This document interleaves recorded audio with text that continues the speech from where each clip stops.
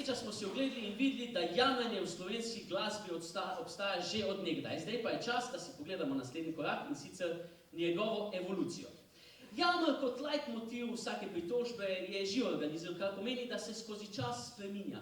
Recimo, če smo 25 let nazaj radi rekli, rajš v tugi, ko v jugi, danes skozi istim intenziteto rečemo, bož da vzdari strela, ko iz Nemčije Angela. No in v tem kontekstu se je nam zdel za analizo preobrazbe zanimiv motiv odhajajočega Slovenca, ker ta ima zelo dolgo zgodovino. Že naše babice so poznale pesmi, žalostinke o dedih, ki so šli za kratkih 7 let v vojsko.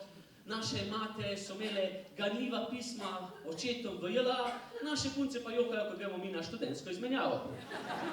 In tudi se pol njih hvalimo. Veš, jaz sem bil še na Erasmusu, to je bila izmenjava, pop ne to, kaj zdaj. Jezikovna šola. Smo imeli enega zateglega receptorja, smo cel teden bez interneta, pop, zamisli si to, Ampak, če hočemo do popolnosti začutiti ta motiv in tragiko tega motiva, moramo vzeti pesem, kjer ni se šlo po dolžnosti, ampak se je šlo iskati lepši jutri in srečo. Ena najlepših takih pesmi je V rabije, sonce mi zahaja, gdje se dragi v Ameriko odpravlja. To je lepa pesem iz Prekmurja, kjer so mimogrede državni prvaki v tej motivi, ki kaj ne preseneča, ker tudi sodobni Prekmurc bi se izselil iz Lendave, če bi znal slovensko.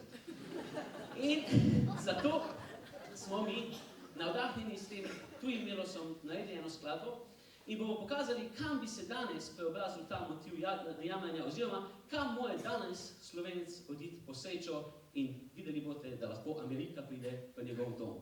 Drage dame in gospodje, saga o izgubljeni sreči in Šaleški študentski oktet. Hvala.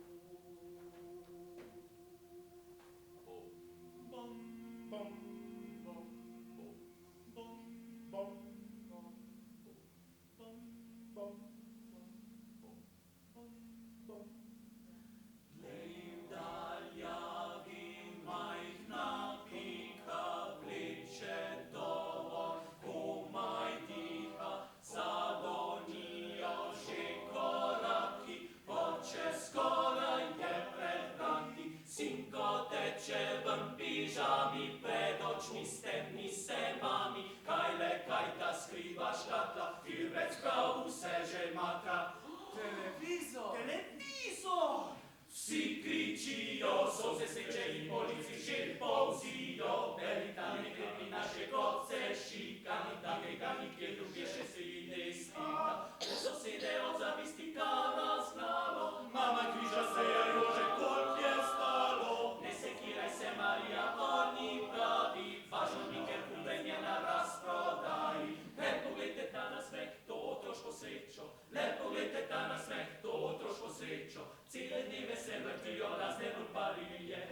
geobarne straže, keď si ich kvetije, nič čas očarané, my so gospodíne.